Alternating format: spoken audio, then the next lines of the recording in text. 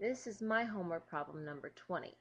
Now I have two radicals here, but our goal is to isolate a radical before we get started. So I'm going to add this radical to the other side. It's going to move as a whole unit because it's under that grouping symbol of a radical.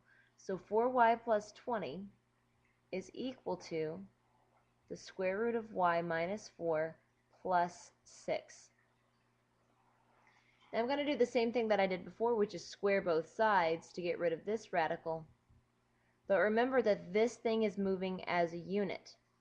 So I get 4y plus 20 is equal to, now when we square something that's kind of like a binomial, this is going to be our first term and this is going to be our second one. Remember that it's the first thing squared, so I get y minus 4. At the end, it's the last thing squared, so plus 36, and then double their product. Well, that's 6 times the radical, so I'm going to end up with plus 12 times the radical, y minus 4. Now, I have this radical. I need to isolate the radical. So I'm going to move things over to this side. A negative 4 and a 36 make a 32. So I'm going to subtract 32 from both sides, which will get rid of those. And then I also have a y that I'm going to subtract from here. So 3y minus 12 is equal to 12 square roots of y minus 4. Now I could divide everything by 12. I'm going to have a fraction there. I'd like to divide everything by a 3 instead. I'm not going to get rid of all of my numbers, but I can avoid a little bit of the fraction work.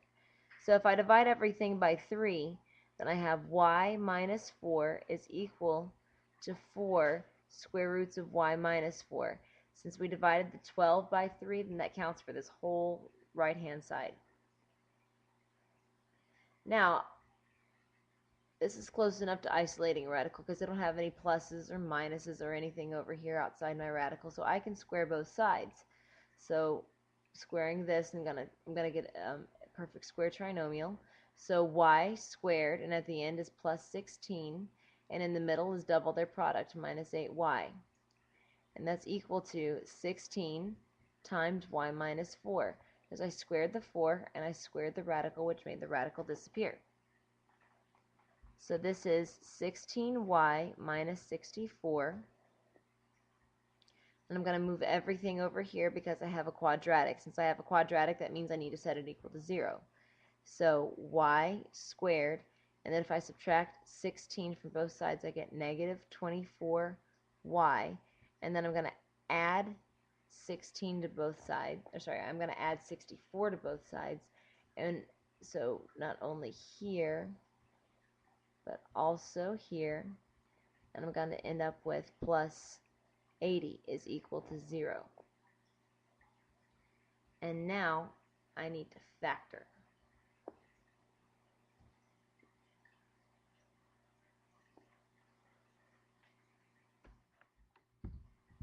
Magic arithmetic.